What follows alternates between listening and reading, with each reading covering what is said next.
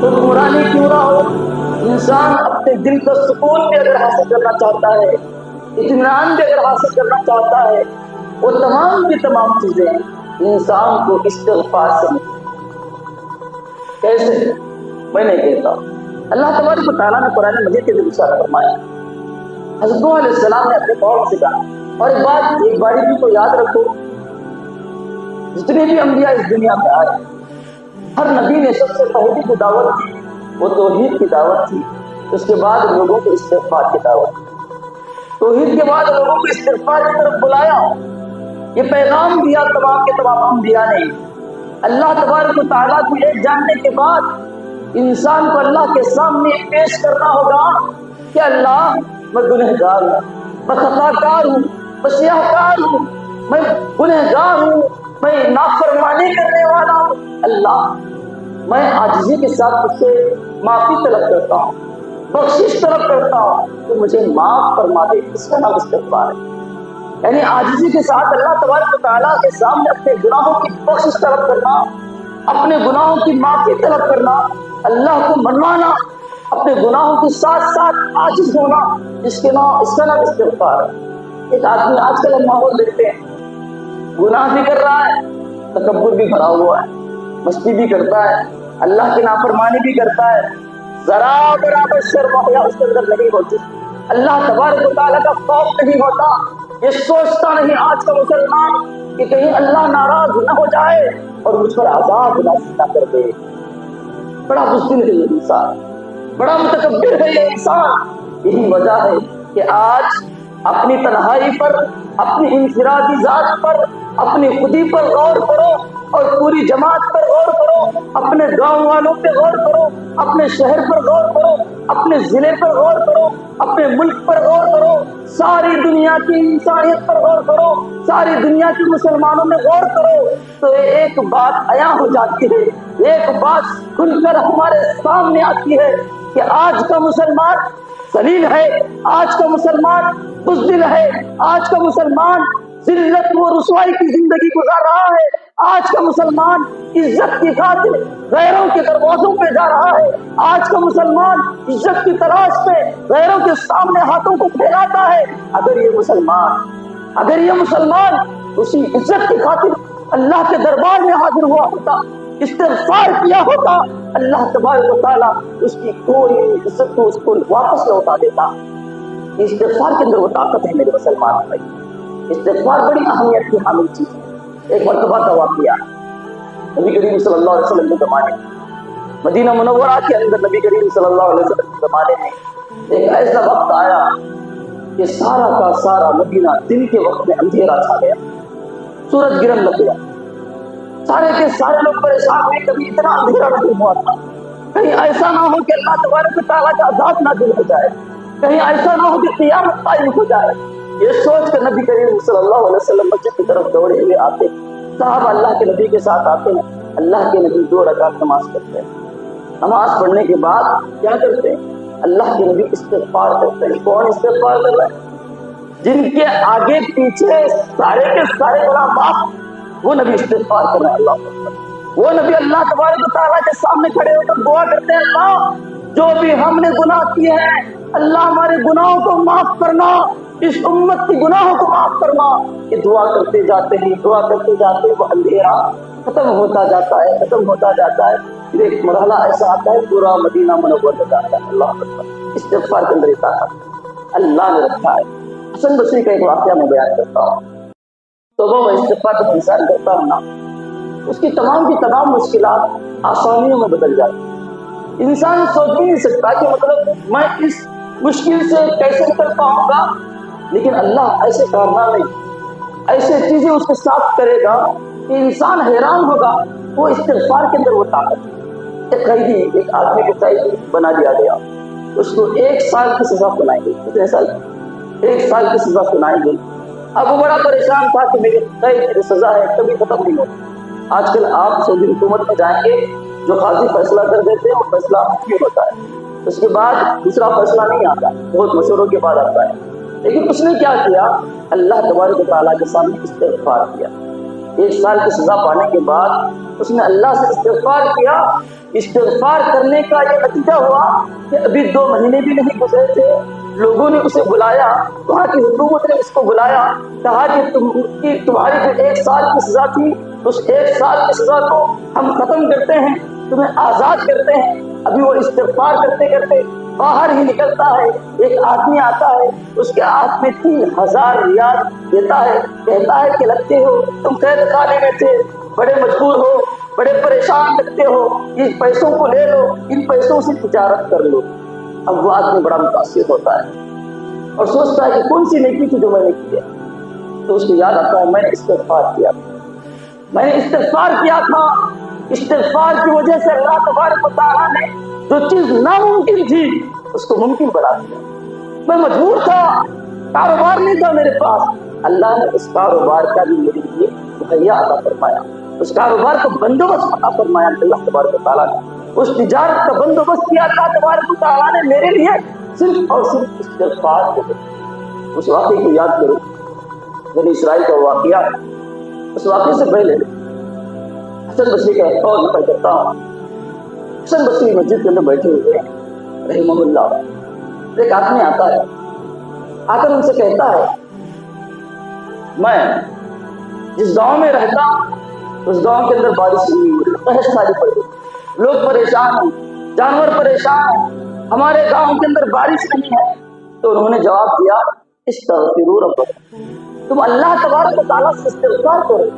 لوگ سن رہے ہیں، دیکھنے والے دیکھ رہے ہیں. ایک اور آدمی آتا ہے، کہتا ہے کہ دیکھو زندگی میں بڑا پریشان، بزنس صحیح نہیں چل رہا ہے، کاروبار صحیح نہیں چل رہا ہے، گھر کے اندر سب لوگ پریشان ہیں، معیشت صحیح نہیں ہے میری، میں کیا کروں؟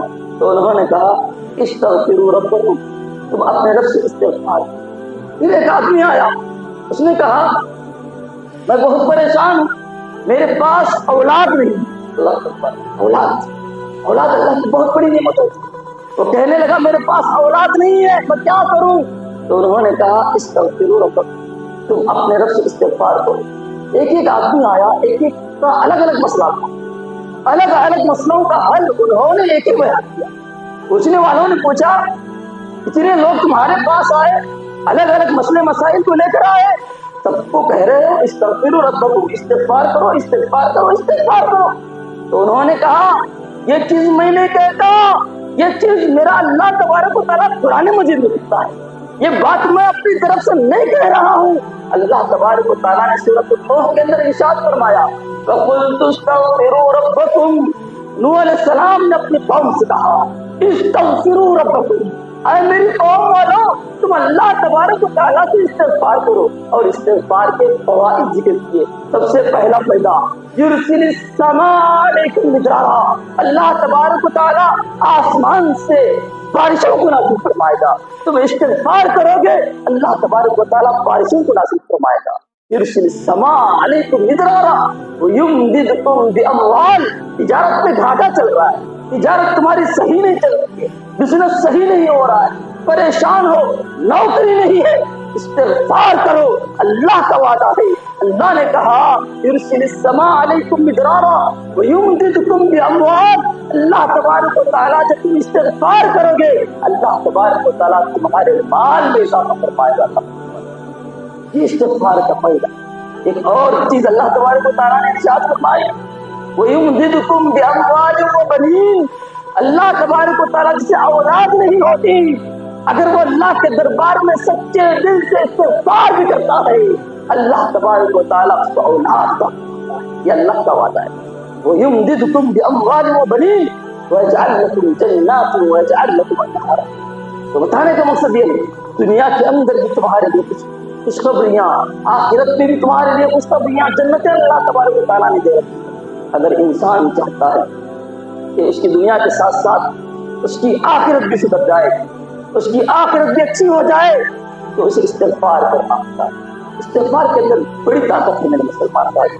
یہ توبہ و استغفار انسان کے ساری مصیبتوں کو دور کر دیتا ہے. ایک واقعہ سناتا ہوں، بنی اسرائیل کا واقعہ ہے. یہ 3 لوگ نکلے، جاتے جاتے راستے کے اندر ہوا کیا، بارش ہونے لگی. یہ واقعہ آپ نے بارہا سنا ہوگا، لیکن اس واقعے کو تفصیل میں آپ سنانا چاہتا ہوں. تفصیل کے ساتھ ساتھ جو باریکیاں اس واقعے کے اندر ہیں وہ بہت اہم ہے میرے مسلمان بھائیوں. اس واقعے کو ذرا غور سے سننا. ان تینوں نے جو نیک کام کیے، جو نیک قربانیاں انہوں نے دی، وہ نیک قربانیوں کا تعلق اپنے نفسانی خواہشات سے. انہوں نے اپنے نفسانی خواہشات کو مارا اور مار کر صرف اللہ کو راضی کرنے کے لیے انہوں نے نیک کام کیے. آج ہم اپنی زندگی کو یاد کریں. 30 سال ہو گئے، 20 سال ہو گئے، 40 سال ہو گئے، 50 سال ہو گئے، جب کبھی مصیبت میں پھنسیں گے، جب کبھی پریشانی میں آئیں گے، کیا کوئی ایک بھی نیکی ہم نے اللہ کے لیے کی ہے؟ کیا کوئی ایک بھی کام ہم نے اللہ کے لیے کیا ہے جس کام کو اللہ کے سامنے رکھ کر ہم مانگ سکیں؟ کوئی ایک نیکی ایسی ہو جس صرف اللہ رب العالمین کی رضامندی کی نیکی؟ ذرا سوچ کے دیکھو. اگر نہیں کیے ہم سے برا انسان کوئی نہیں ہے. اگر ایک نیکی ہماری زندگی میں ایسی نہیں ہے جس نیکی کو اللہ کے دربار میں پیش کر کر کہہ سکے اللہ یہ نیکی میں نے تیرے لیے لکھی ہے، اس نیکی کو تیری رضامندی حاصل کرنے کے لیے کی ہے. اگر ایک نیکی بھی ہماری زندگی میں ویسی نہیں ہے، ہماری زندگی بیکار ہے. ہاں دیکھو، مصیبت کے اندر پھنسے تینوں، بارش ہونے لگی. لوگوں نے دیکھا، تینوں نے دیکھا کہ بارش ہو رہی ہے، تو انہوں نے کیا کیا؟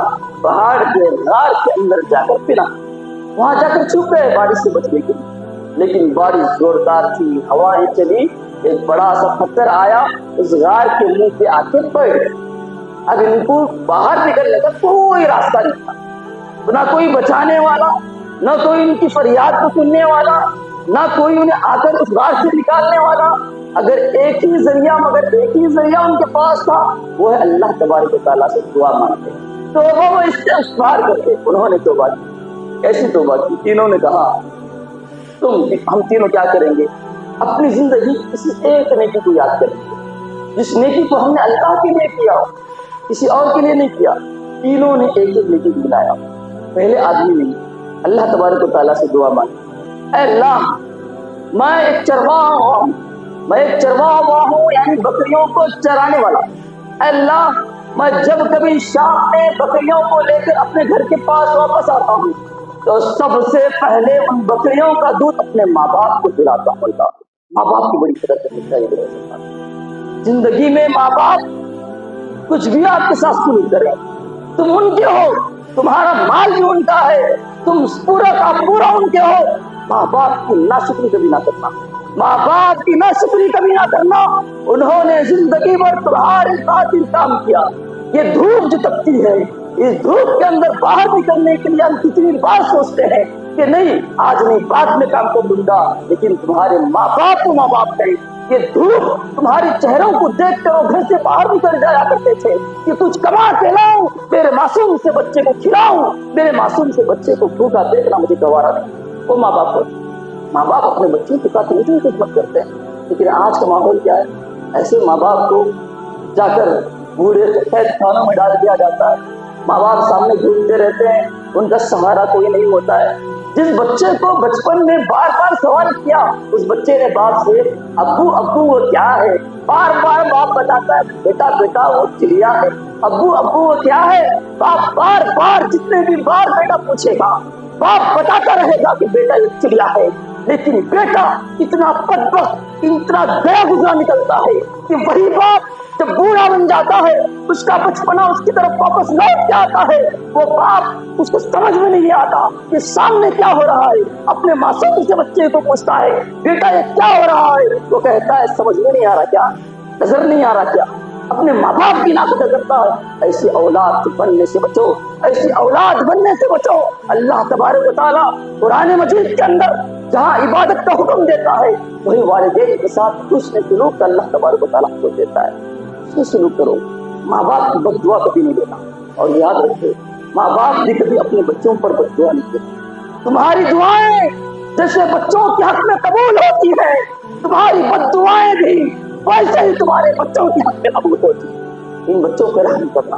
اور بچوں یاد رکھو جن کے بھی ماں باپ ہیں ان کی قدر کرو، نیکیوں میں آگے بڑھنے کی کوشش کرو. ان نیکیوں سے اللہ تبارک و تعالیٰ تمہارے درجات کو بلند فرمائے گا.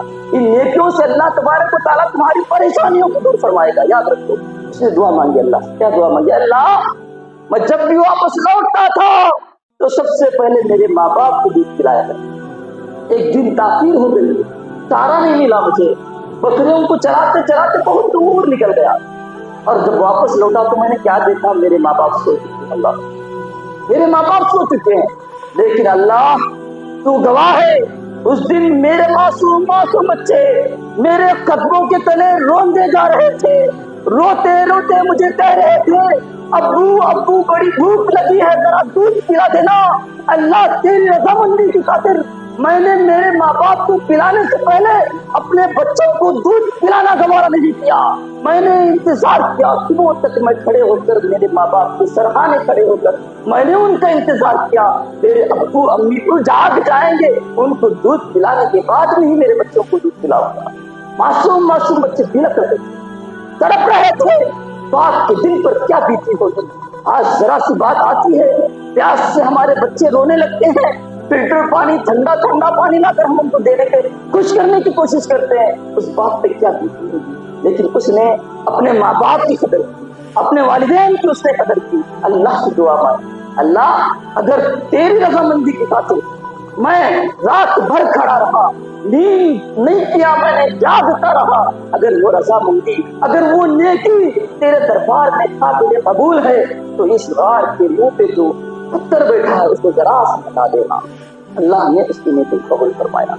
ماں باپ کے ساتھ جو اس نے سلوک کیا تھا، اس نے اچھا سلوک کیا تھا، اللہ کے دربار میں وہ سلوک، اس کی وہ نیکی اللہ کو اتنی پسند آئی کہ اللہ تبارک و تعالیٰ اس کی دعا کو قبول کرتا ہے، اور قبول کرنے کے بعد اس پتھر کو ہٹا دیتا ہے۔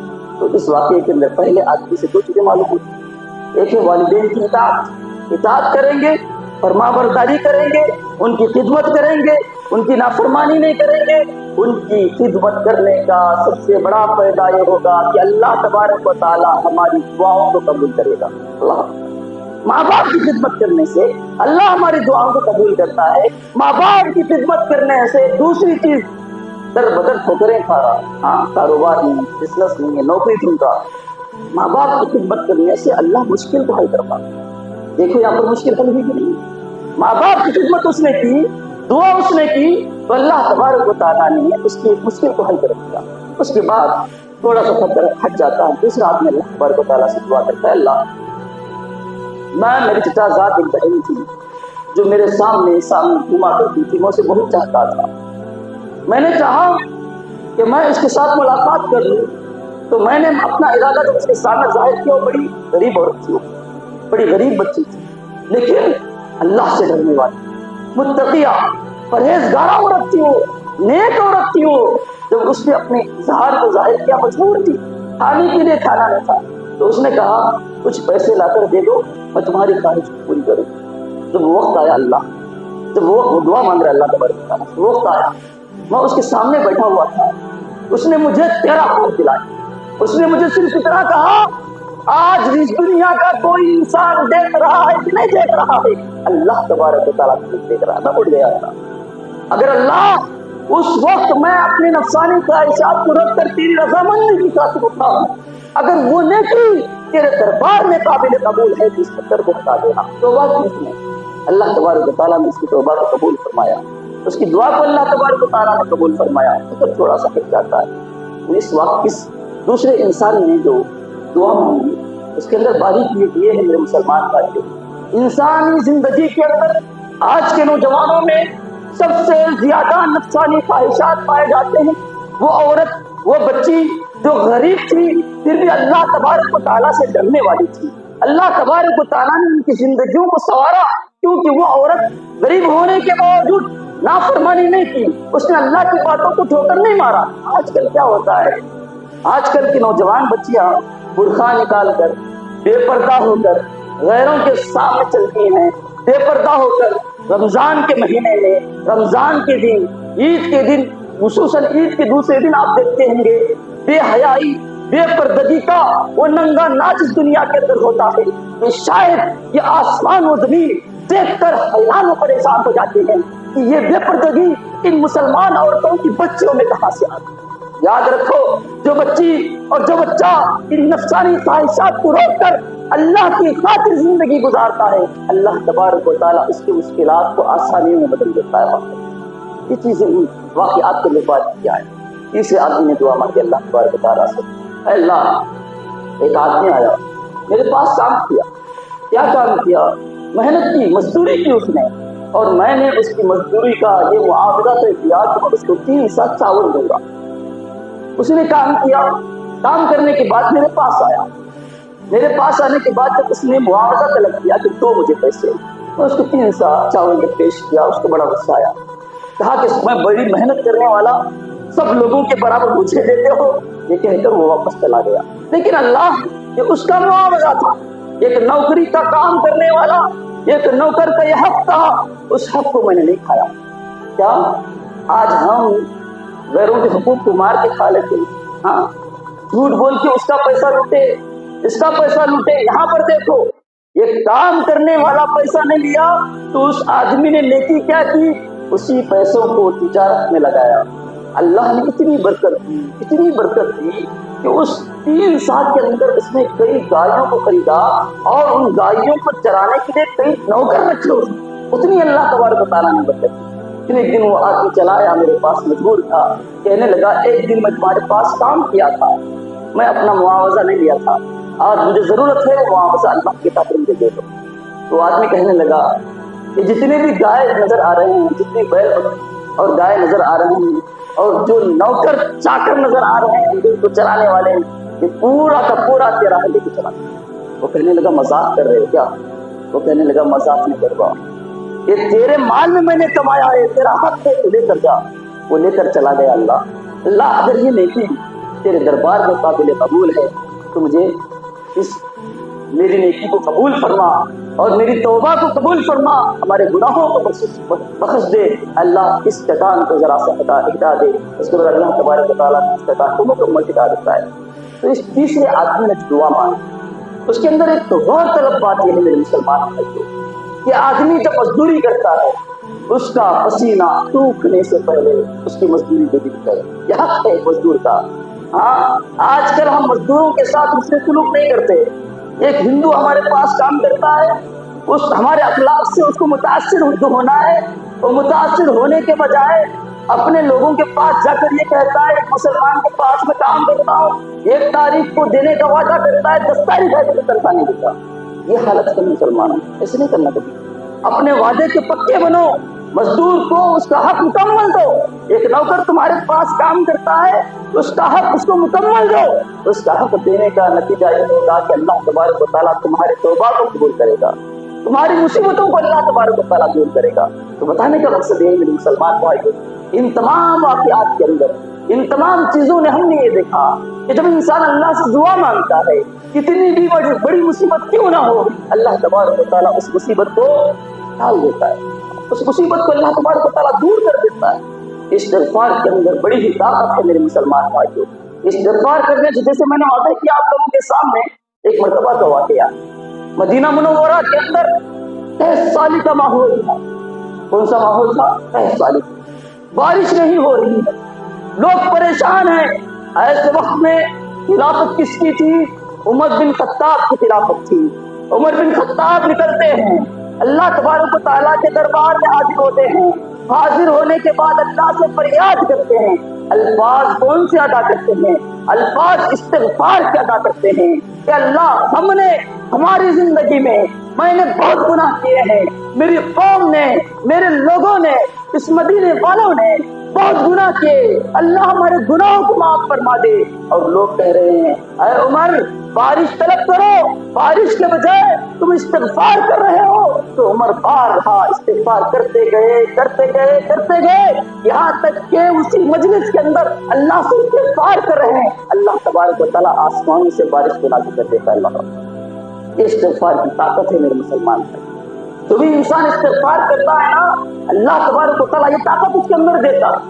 جو کوئی چیز ناممکن ہوتی ہے، اس ناممکن کو اگر ممکن میں بدلنا چاہتے ہو تو استغفار کرو۔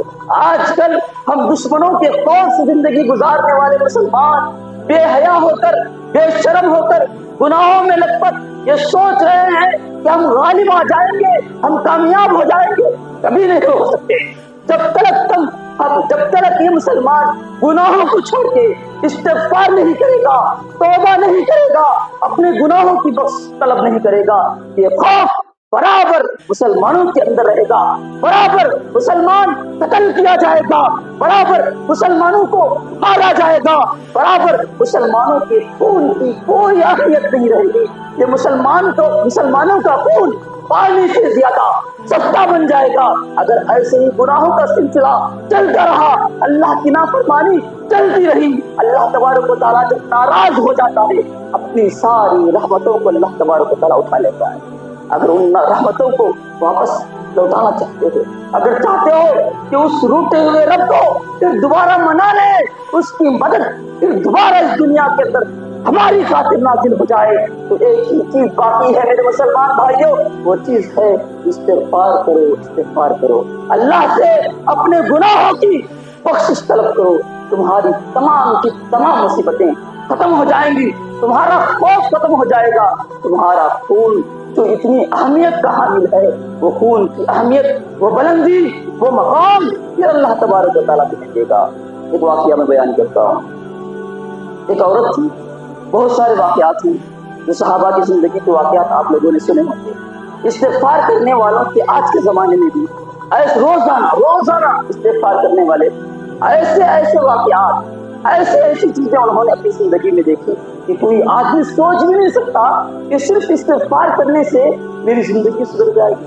آج کل گھروں کے اندر سکون نہیں، شوہر بیوی کے جھگڑے، ہمیشہ لڑائی ہوتی رہتی ہے، جھگڑے ہوتے رہتے ہیں۔ ایسی صورت میں ایک عورت بیان کرتی ہے، اسی لیے اللہ کے نبی کریم صلی اللہ علیہ وسلم نے خصوصاً عورتوں سے 2 چیزوں کا مطالبہ کیا۔ اللہ کے نبی نے کہا کہ میں نے جب معراج کے اندر جہنم کے اندر نگاہ ڈال کر دیکھی تو جہنم کے اندر مردوں کی تعداد سے زیادہ عورتوں کی تعداد تھی۔ یہ کہنا تھا، صحابیات کی چیخیں نکل گئی کہ ہماری تعداد کتنی زیادہ ہوگی۔ تو اللہ کے نبی نے کہا عورت بہت زیادہ ناشکری کرتی ہے، چھوٹی چھوٹی باتوں میں غیبت کیا کرتی ہے، اپنا شوہر صبح سے لے کر شام تک محنت کر کے آتا ہے، کچھ لے کے آتا ہے، کچھ کھلاتا کچھ پلاتا تو ہے، لیکن اس شوہر کی نافرمانی کرتی ہے۔ یہی وجہ ہے کہ عورتیں سب سے زیادہ جہنم میں رہیں گی۔ اللہ اکبر۔ اللہ کے نبی سے ان صحابیات نے پوچھا تھا، ان عورتوں نے پوچھا تھا، اتنی نیک عورتیں تھی، اللہ کے نبی اگر ہم اس جہنم سے بچنا چاہتی ہیں تو کیا کریں؟ تو اللہ کے نبی نے کہا سب سے پہلی چیز تم صدقہ و خیرات کرو، صدقہ و خیرات سے جہنم سے بچ جاؤ۔ دوسری چیز کیا کہی اللہ کے نبی نے؟ استغفار کرو۔ عورتوں کو سب سے زیادہ استغفار کرنا ہوگا، اللہ سے اپنے گناہوں کی بخشش طلب کرنی ہوگی۔ اللہ تبارک و تعالیٰ اس کے بدلے میں کیا کرے گا؟ جہنم سے نجات دلائے گا۔ اللہ اکبر۔ استغفار کی طاقت ہے میرے مسلمان بھائی۔ ایک عورت کہتی ہے ایک زمانے کے اندر بہت پریشان تھی، صبح سے شام تک ہمیشہ میرے اور میرے شوہر کے جھگڑے ہوا کرتے تھے، ایسی صورت میں وہ بہت پریشان تھی۔ میں نے کیا کیا؟ میں نے استغفار کرنا شروع کیا۔ جب کبھی میرے اور میرے شوہر کے درمیان ناچاکیاں ہوتی تھی، لڑائی جھگڑے ہوتے تھے، تو اللہ سے استغفار کرتی تھی، اللہ سے معافی طلب کرتی تھی، اور اس استغفار کا نتیجہ میں نے میری زندگی کے اندر دیکھا۔ میں نے دیکھا کہ جب کبھی میرے شوہر مجھ سے غصہ ہو کر آتے، میں استغفار کرتی، ان کا غصہ خوشی میں بدل جاتا، ہماری لڑائی ختم ہو جاتی، پھر ہم ہنسی خوشی سے اپنے گھر کے اندر زندگی گزارا کرتے تھے۔ استغفار کے اندر وہ طاقت ہے میرے مسلمان بھائی۔ استغفار ایک مرتبہ کا واقعہ ہے۔ حضرت عائشہ رضی اللہ تعالیٰ عنہا بیان کرتی ہیں کہ نبی کریم صلی اللہ علیہ وسلم سے میں نے پوچھا، رمضان کا مہینہ چل رہا ہے اور یہ حدیث رمضان کے تعلق سے، لیلۃ القدر کے تعلق سے، حضرت عائشہ نے پوچھا تھا اللہ کے نبی سے، اللہ کے نبی اگر لیلۃ القدر کو میں پالوں تو میں کیا مانگوں اللہ سے؟ اتنی بڑی صرف ایک چیز بتانی ہے کہ لیلۃ القدر کو میں پالوں تو اللہ سے کیا مانگوں؟ اللہ کے نبی نے یہ نہیں کہا تم زندگی کی ایسے عشرت کو مانگو، آرام مانگو، مال و دولت کو مانگو، بڑے بڑے بلڈنگیں مانگو، بزنس مانگو، یہ مانگو نہیں۔ اللہ کے نبی نے حضرت عائشہ رضی اللہ عنہا سے کہا اگر لیلۃ القدر کو تم پالو تو اللہ سے معافی طلب کرو، اللہ کہو اللہم انک عفو تحب العفو فاعف عنی۔ یہ بہت بڑی نعمت ہے۔ اگر اللہ ہماری زندگی میں ہمارے گناہوں کو معاف فرما دیتا ہے، تو ہماری زندگی کی تمام مشکلات دور ہو جاتے ہیں. تمام کی تمام چیزیں جن چیزوں سے عورت پریشان ہوتی ہے, مرد پریشان ہوتا ہے, گھر والے پریشان ہوتے ہیں, ماں باپ پریشان ہوتے ہیں, بیوی بچے پریشان ہوتے ہیں, ان تمام پریشانیوں کا حل ہے کہ انسان اللہ تبارک و تعالیٰ سے استغفار کرے. استغفار کے اندر بڑی طاقت ہے میرے مسلمان بھائی. آج ایک مسلمان ذلیل وقار اس لیے ہے کہ وہ اللہ تبارک و تعالیٰ کی وعدوں کو چھوڑ کر, کلام اللہ کو چھوڑ کر, اللہ کی کتاب کو چھوڑ کر اس سکون کو, اطمینان کو دوسری جگہوں پہ جا کر ڈھونڈنے لگا ہے. آج انسان اللہ کے دربار کو چھوڑ کر غیروں کے دربار میں جانے لگا ہے. یہی وجہ ہے کہ آج مسلمانوں پر ذلت و رسوائی چھائی. اگر یہ ذلت و رسوائی کو ہٹانا چاہتے ہیں تو استغفار کرو میرے مسلمان بھائی. ایک مرتبہ کا واقعہ ہے, حالات کے واقعات میں سے ایک واقعہ ہے. ایک عورت بیان کرتی ہے کہ میری زندگی کے اندر بہت سی مشکلات آئے. آخری واقعہ بیان کرتے ٹائم ختم ہو رہا ہے, میں اپنی بات ختم کر کے مناسب سمجھتا ہوں. عورت کہتی ہے میری زندگی کے اندر بہت مشکلات آئے, اب ان مشکلات کے وقت مجھے کیا کرنا سمجھ نہیں آیا. تو ایسے وقت میں نے ایک عالم دین کا خطبہ سنا. انہوں نے استغفار کی اہمیت اور فضیلت کے بارے میں خطبہ دیا, اور میں نے میری زندگی کے اندر جب سے استغفار کو اپنایا میری زندگی کے تمام مشکلات حل ہو گئی. میں آسان اور خوشی کے ساتھ زندگی گزارنے لگی. ایک اور عورت بیان کرتی ہے کہ ایک مرتبہ کا واقعہ بیان کرتی ہیں کہ میری شادی ہو کے 5 سال ہو گئے, بلکہ بعض روایات کے اندر آتا ہے ان کا نام ام عیسیٰ تھا. ام عیسیٰ بیان کرتی ہیں کہ میری شادی ہو کے 15 سال ہو گئے. کتنے سال؟ 15 سال. اور اللہ تبارک و تعالیٰ نے اولاد جیسی نعمت مجھے عطا نہیں کیا. یورپ کے بڑے بڑے ہاسپٹل میں گئی, بڑے بڑے ڈاکٹروں سے میرا علاج بھی نہیں کروایا, لیکن اللہ تبارک و تعالیٰ نے مجھے اولاد نہیں. 15 سال ہو گئے.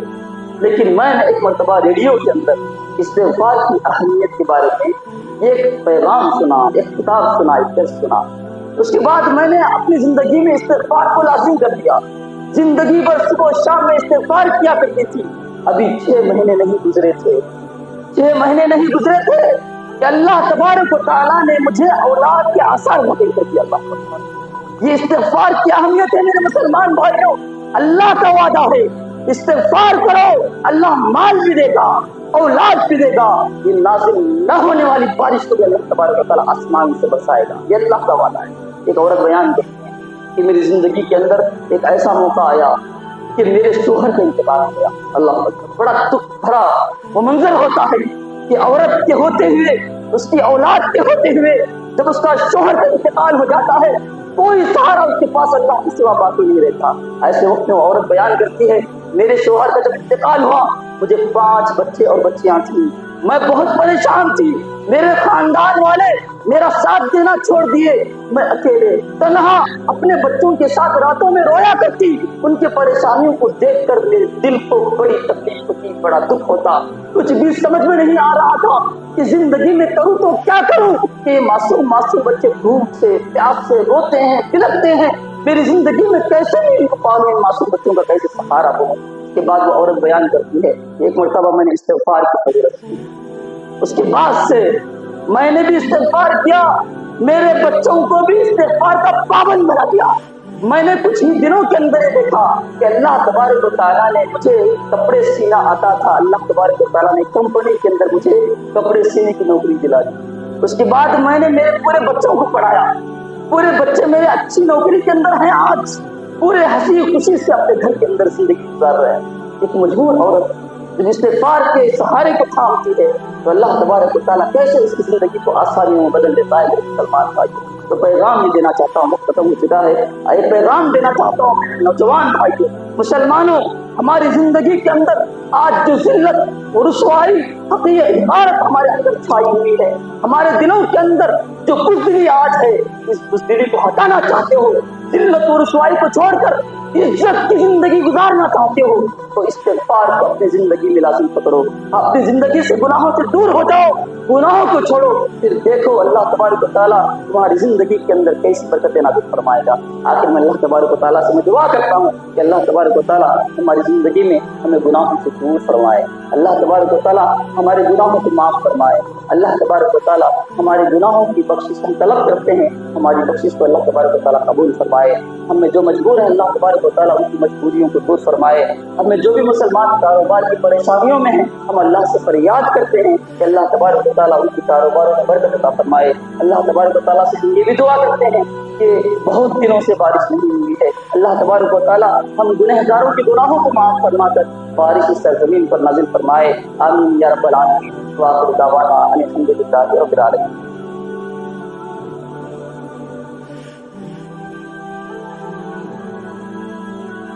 إن الحمد لله نحمده ونستعينه ونستغفره ونؤمن به ونتوكل عليه ونعوذ بالله من شرور أنفسنا ومن سيئات أعمالنا من يهده الله فلا مضل له ومن يضلل فلا هادي له وأشهد أن لا إله إلا الله وحده لا شريك له وأشهد أن محمدا عبده ورسوله أرسله بالحق بشيرا ونذيرا وداعيا إلى الله بإذنه وسراجا منيرا. أما بعد إن الله وملائكته يصلون على النبي يا أيها الذين آمنوا صلوا عليه وسلموا تسليما. اللهم صل على محمد وعلى آل محمد كما صليت على إبراهيم وعلى آل إبراهيم إنك حميد مجيد. اللهم بارك على محمد وعلى آل محمد كما باركت على إبراهيم وعلى آل إبراهيم إنك حميد مجيد. إن الله يأمركم بالعدل والإحسان وإيتاء ذي القربى وينهى عن الفحشاء والمنكر والبغي يعظكم لعلكم تذكرون. اذكروا الله يذكركم وادعوه يستجب لكم ونذكر الله تعالى على مدى وآخر والله يعلم ما تصنعون.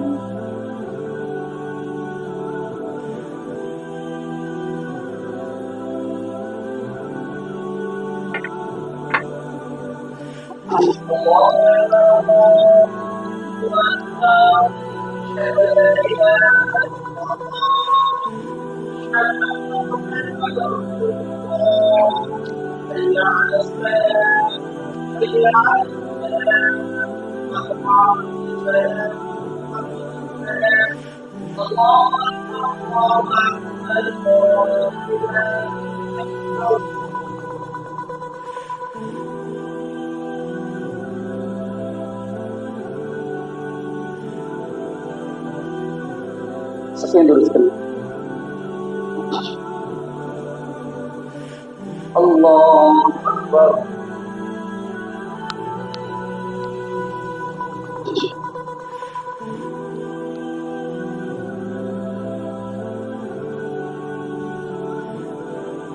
الحمد للہ رب العالمین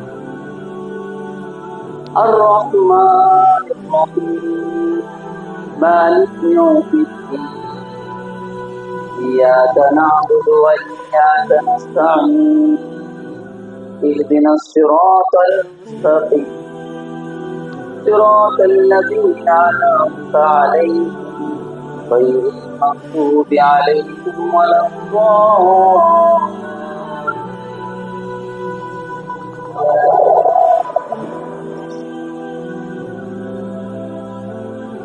قد أفلح من تزكى وذكر اسم ربه فصلى بل تؤثرون الحياة الدنيا والآخرة خير وأبقى إن هذا لفي الصحف الأولى صحف إبراهيم وموسى. الله أكبر.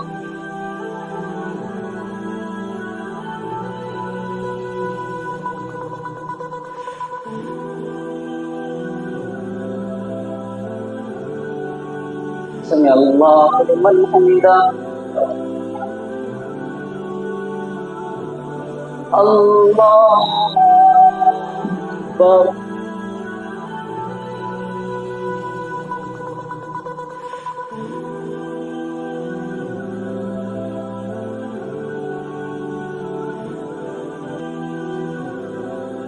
الله أكبر.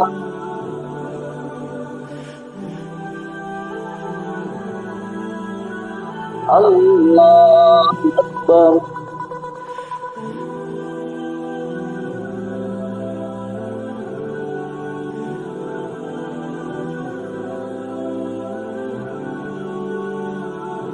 الله أكبر.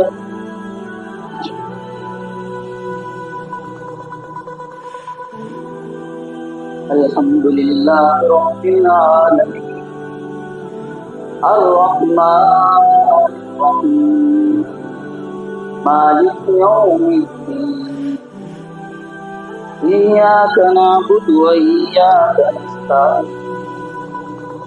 اهدنا الصراط المستقيم صراط الذين أنعمت عليهم غير المغضوب عليهم ولا الضالين.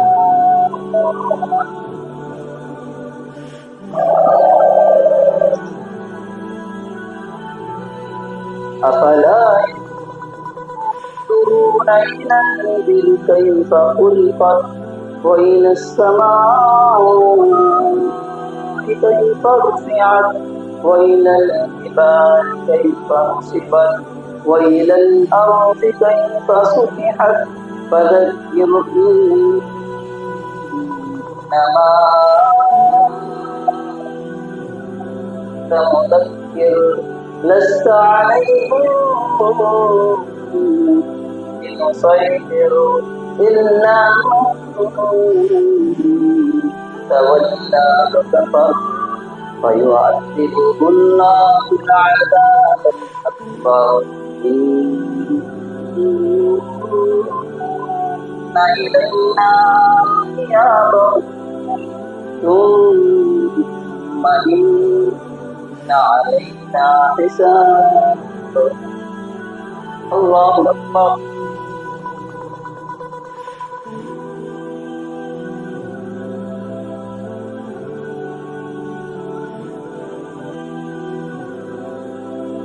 سمع الله لمن حمده. الله أكبر.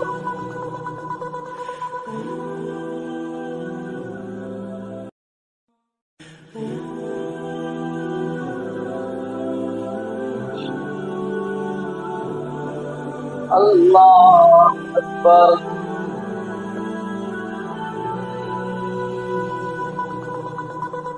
الله أكبر.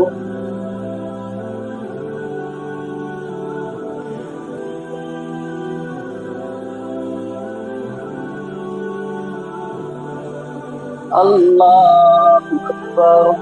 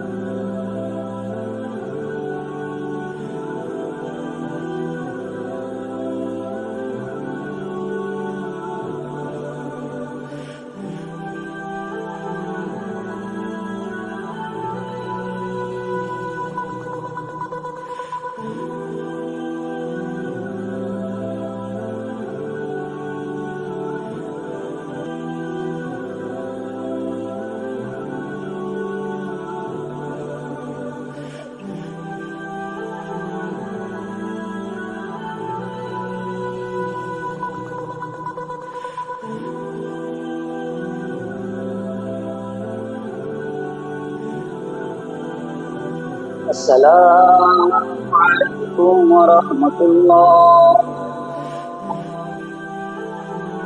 السلام عليكم ورحمة الله. الله